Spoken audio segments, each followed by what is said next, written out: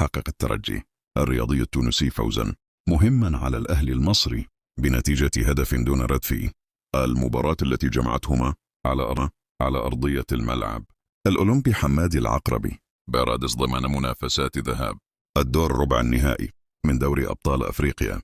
المباراة جاءت قوية ومتكافئة بين الفريقين، حيث حاول كل طرف فرض أسلوبه منذ الدقائق الأولى. فالترجي لعب أمام جماهيره واندفع نسبيا نحو الهجوم، في حين اعتمد الأهلي على الحذر الدفاعي مع محاولة مباغتة الترجي عبر الهجمات المرتدة. خلال الشوط الأول تبادل الفريقان بعض المحاولات، لكن الصلابة الدفاعية والتركيز الكبير من الجانبين جعل النتيجة تبقى على حالها دون أهداف.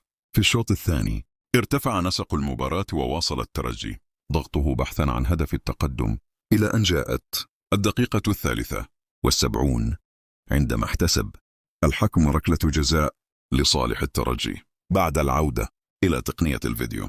وتقدم المدافع محمد أمين توقاي لتنفيذ الركلة، حيث سددها بثبات داخل الشباك، مانحا فريقه هدف التقدم وسط فرحة كبيرة لجماهير الترجي في مدرجات رادس. بعد الهدف حاول الأهلي العودة في النتيجة خلال الدقائق الأخيرة وضغطوا على دفاع الترجي، إلا أن التنظيم الدفاعي الجيد والتركيز الكبير من لاعبي الترجي مكن الفريق من الحفاظ على تقدمه حتى صافرة النهاية.